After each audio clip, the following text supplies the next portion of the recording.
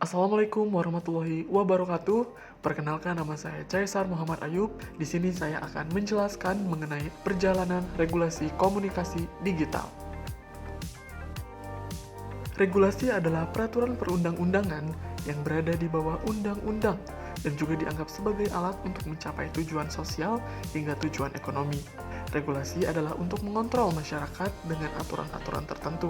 Aturan tersebut juga dapat berbagai kelompok masyarakat yang dilakukan, baik secara keseluruhan ataupun dalam bisnis.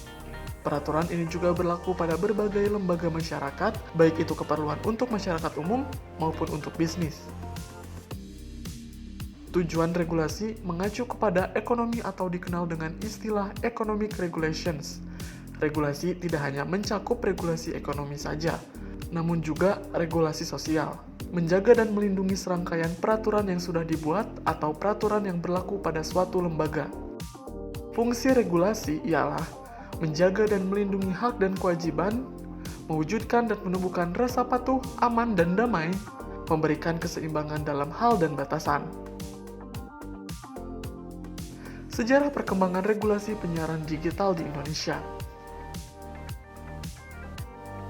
Regulasi penyiaran di Indonesia dibagi menjadi 3 periode, yaitu era Orde Lama, era Orde Baru, dan era Reformasi.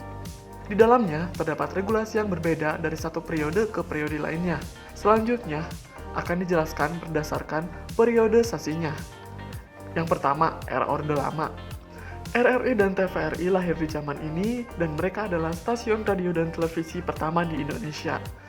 Semua stasiun penyiaran itu dimiliki oleh pemerintah yang merupakan corong dari pemerintahan tanpa syarat atau yang dikenal dengan istilah tanpa reservi yang artinya memberikan dukungan penuh kepada pemerintah. Untuk selanjutnya di era Orde Baru. Di era ini bermunculan banyak stasiun televisi dan radio amatir juga. Banyak kemunculan pula regulasi penyiaran yang bersifat otoriter yang artinya harus patuh dan disiplin. Sebab, jika tidak mengikuti regulasi yang ada, pasti akan ada sesuatu yang menimpa stasiun tersebut.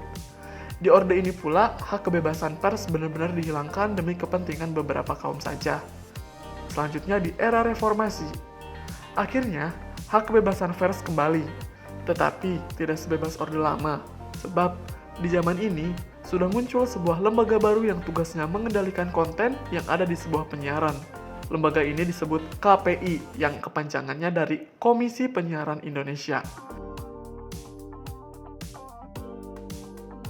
Indonesia dalam hal ini, terutama yang berkenaan dengan penyiaran television, walaupun sudah lama menumbuhkan penyiaran television, menurut Surat Keputusan Menteri Penerangan Nomor 20 SKM 1961, yang artinya pembangunan yang wujud dalam bentuk undang-undang, yaitu Undang-Undang Penyiaran Baru, terbukti di penghujung kekuasaan Orde Baru atau Orba.